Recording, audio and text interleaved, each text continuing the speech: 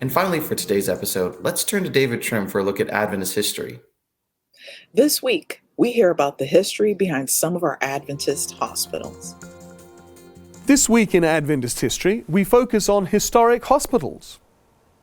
On March 1, 1902, TriCity Sanitarium opened in the city of Moline in the U.S. state of Illinois.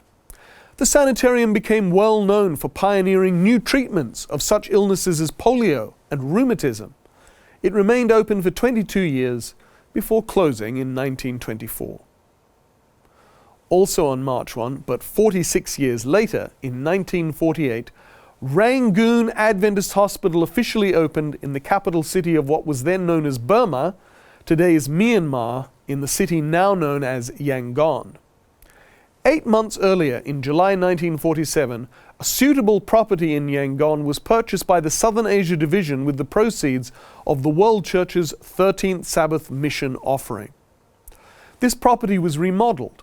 Modern hospital equipment was imported, and a 60-bed hospital began operating in December 1947, though it didn't formally open until the following March.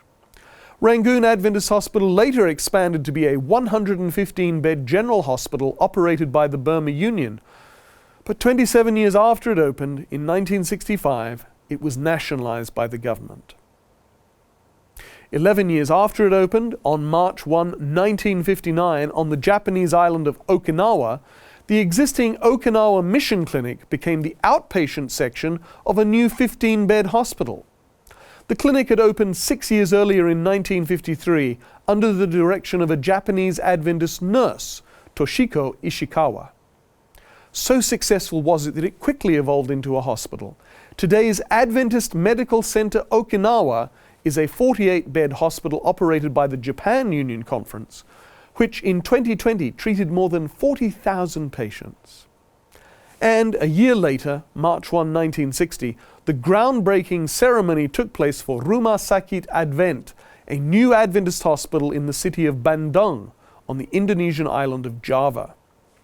The founding of the new hospital owed much to the vision of American medical missionary Dr. Donald N. Holm, who you see here. Holm oversaw all the plans for construction. Today, Rumah Sakit Advent still operates, known in English as Bandung Adventist Hospital. It is a 254-bed hospital that in 2020 treated nearly 55,000 patients. Some Adventist institutions are long-lived, others end up closing, but all contribute to the mission of the church. That was this week in Seventh-day Adventist history.